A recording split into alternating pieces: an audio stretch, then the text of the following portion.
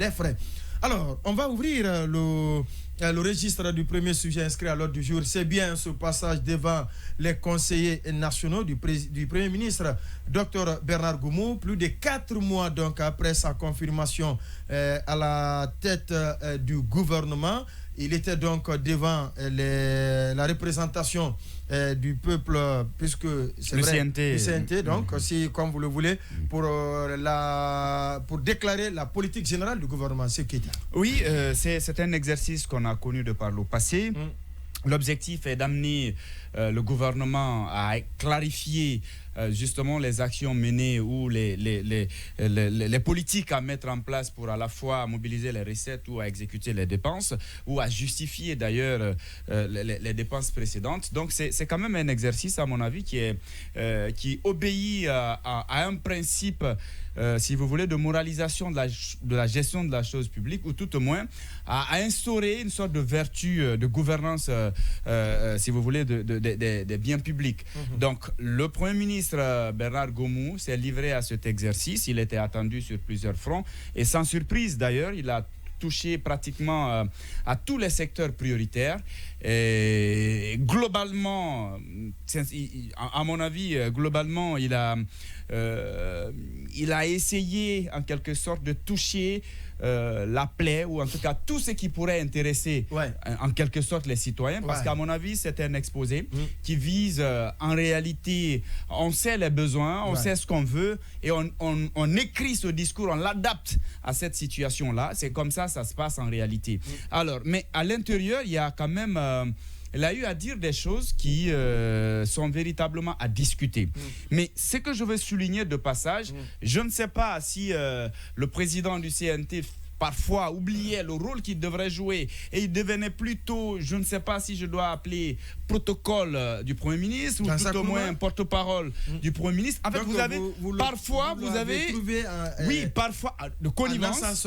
Oui, parfois vous avez comme l'impression qu'il est prêt à défendre le Premier ministre, à l'appuyer, à l'amener. Je ne sais pas, mais moi personnellement, je me suis dit qu'il n'était plus dans son rôle. C'est vrai, il est de son devoir de donner la parole, d'assurer la police de la cérémonie de présentation, bien évidemment, de la politique générale. Mais j'ai eu l'impression que parfois lui-même, il était prêt à prendre les coups à sa place, ou à donner des réponses, ou à, si vous voulez, lui trouver des brèches, ce qui pour moi n'était pas normal. Parce qu'il a eu à... personnellement, je l'ai trouvé dans la série débat, non? Voilà, réagir parfois, dire bon, cette réponse quand même, si vous voulez, vous pouvez envoyer par écrit, ou tout au moins, je crois que cette réponse, on en a parlé dans les commissions. Non, ce n'est pas de cela qu'il s'agit. Qu'on en parle dans les commissions ou pas, aujourd'hui, il était à la fois face au conseiller, mais c'était suivi en direct, et à travers Dioma par exemple, pratiquement tout le monde était devant le petit écran pour savoir exactement ce qu'il va dire. Donc il s'adressait aussi de façon indirecte à la population. Maintenant, qui n'a pas pris part à ces travaux de commission et tout, donc c'est important quand les questions sont posées que le Premier ministre donne des réponses pour que ceux-ci aussi, ou ces citoyens, puissent comprendre exactement ce qu'il propose et ce qu'il compte faire, justement. Donc, mais si vous voulez l'amener, non, vous pouvez même répondre par écrit, ou tout au moins ça, on en a suffisamment parlé, on peut, mais si vous... Donc je pense qu'à ce niveau-là, ce n'est pas du tout normal. Quand il s'agit du contenu, juste une phrase, mais il y a quand même des passages qui ont attiré... Je vous redonnerai la parole tout à l'heure. Justement, je voudrais que chacun donne son point de vue sur l'aperçu général. Oui, Baïla Amadou. Comment vous avez trouvé le Premier ministre, Dr Bernard Goumou? Est-ce qu'il a été à la hauteur des attentes, le discours, son contenu, le timing? Est-ce que, à vos yeux, tout s'est globalement bien passé pour Dr Bernard Goumou? Bon, au-delà du contenu, d'abord, c'est vrai que ce qui m'a, moi, le plus interpellé, c'est effectivement ce contexte, ce discours. Pourquoi ce discours? Pourquoi maintenant? Et le parallèle avec son prédécesseur. Et c'est intéressant, d'ailleurs, parce que Sekou en parlait. Et moi, j'ai ressorti quelque chose de très intéressant, non pas dans le discours du Premier ministre, mais dans le discours du président du CNT, Dansa Kourouma. Parce que vous savez, à l'époque, lorsque le docteur Dansa Kourouma, il faut le rappeler, avait exigé de façon ferme et à plusieurs reprises au Premier ministre Mohamed Beavogui de tenir ce discours de politique générale dans cette émission. J'avais dit que ça m'étonnait ce ton. Ouais. Pourquoi d'ailleurs? Parce que ce n'était pas une obligation pour lui au vu des dispositions du CNT. Des dispositions de la charte. Une tradition qui était finalement... Voilà, effectivement, on a invoqué une tradition républicaine, chose qui ne m'avait pas du tout convaincu. Et il est intéressant que déjà, Dansa Kourouma qualifie dans son discours, il qualifie ce discours, il dit que cette date ouvre une page décisive de l'histoire de l'application responsable et de la mise en œuvre éclairée de la charte de la de la transition. Et il appuie, il précise, il dit, et c'est là où c'est intéressant, si de manière expresse la charte n'impose pas au Premier ministre l'obligation de prononcer devant le CNT un discours politique par lequel il expose les grandes. Cependant, elle prévoit explicitement que le suivi de la mise en œuvre de cette feuille de route est une des missions fondamentales du CNT. Ouais. Ainsi, il reconnaît clairement, justement, que ce n'est pas une obligation. Oui. Donc, il était dans l'acharnement. Donc, le fait de l'exiger de manière aussi frontale et avec des mots très durs à l'époque. Ouais, d'ailleurs, c'est à se demander, d'ailleurs, certains observateurs, si cela avait contribué ou pas au départ ou si c'était la manifestation d'une brouille.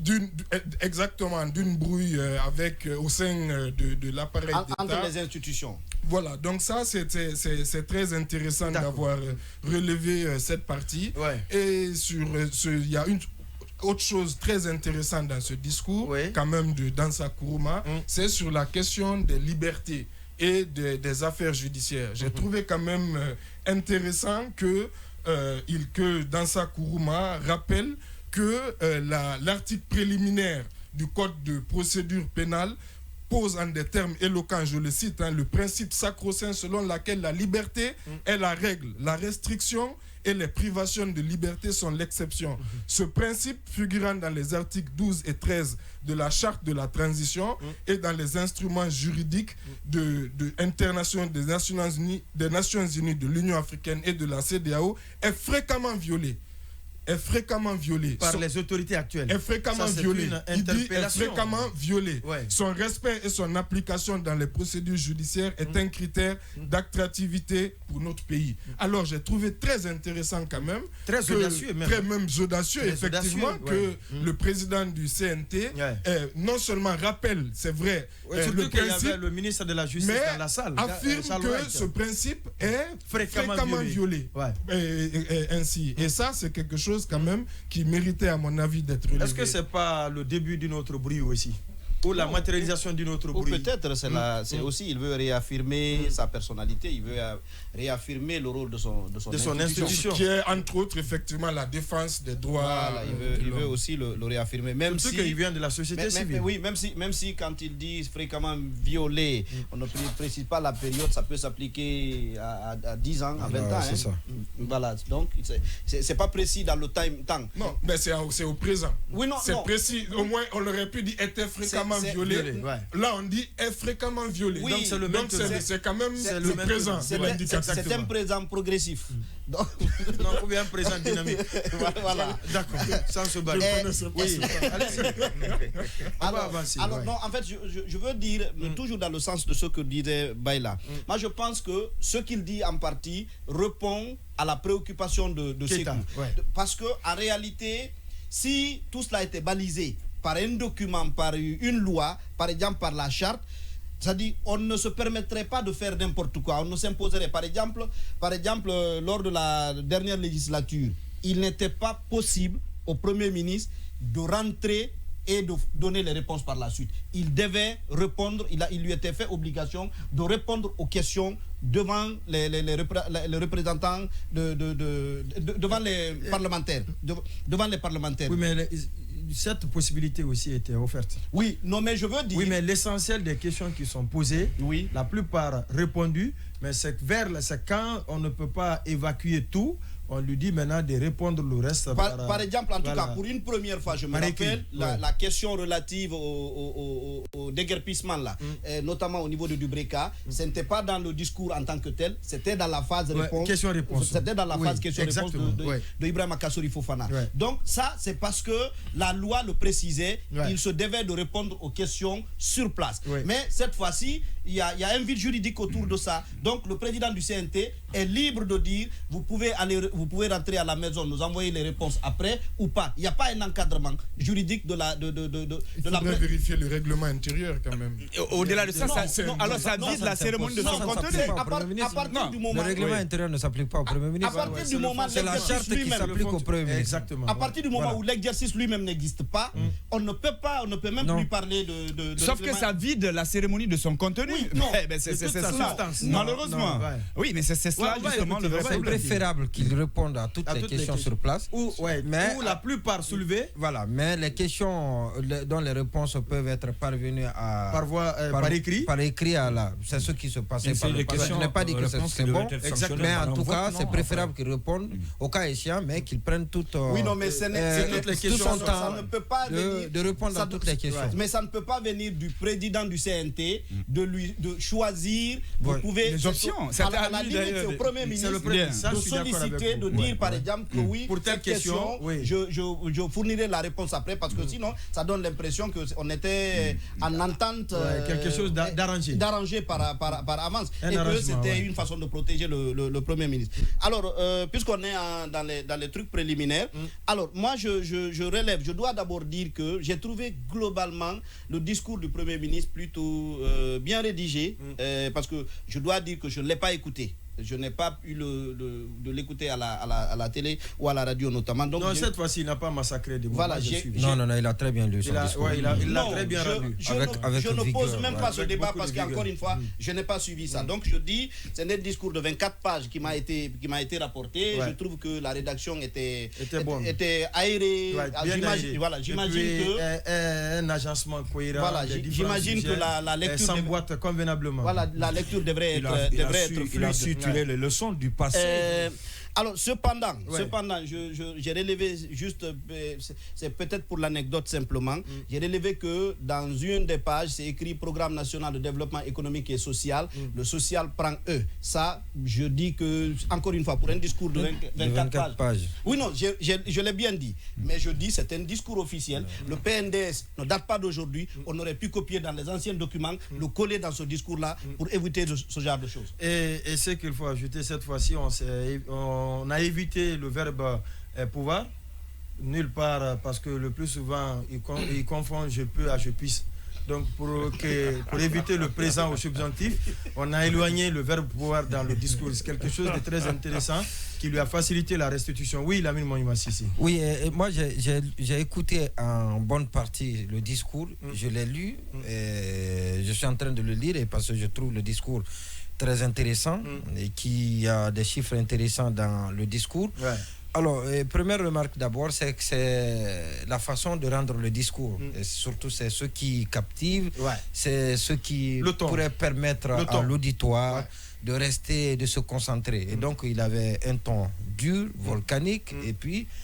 bref, la vigueur y était pour l'une des... Et même le respect de la ponctuation. Oui. Était au rendez-vous. Est-ce que ce n'est pas à cause de ça qu'on n'a pas allongé, on ne lui a pas présenté, on ne lui a pas donné un discours volumineux? Et parce qu'on se disait, on avait des doutes qu'il était... À ses prédécesseurs. On avait des doutes. Oui, c'est le discours le moins long. Le moins long, oui, c'est vrai. C'est le discours le moins volumineux. De tous les discours de politique générale, donc c'est le discours le moins volumineux. Ça, c'est une première chose. Et deuxièmement, j'ai écouté également le discours. Il a été moins long moins volumineux parce qu'il a fait l'économie de citer tous les départements, tous les secteurs. Et donc, comme on avait l'habitude de le voir par le passé, donc on partait de mettre la culture par exemple. Peut-être qu'il a synthétisé. C'est ce que j'ai dit. Des actions. Il a résumé. Voilà, donc prenez des actions par département pour illustrer et continuer. Voilà. Alors ça c'est important. C'est ceux qui ont rédigé son discours ont pris ont tiré la bonne leçon, comme cela a été dit tout à l'heure sur le plateau. Mais ce que je n'ai pas trouvé dans le discours, peut-être qu'on aura l'occasion de revenir largement et en profondeur. Ce que je n'ai pas trouvé dans le discours, c'est les perspectives. Vous savez que c'est un discours de politique générale, et donc ça n'arrive pas deux fois dans un exercice, et donc il est venu, et c'est ce qu'il doit appliquer jusqu'à ce qu'il quitte la primature. Oui, mais c'est ce qu'ils ont appelé le PRI. Voilà. Le programme de référence intérimaire.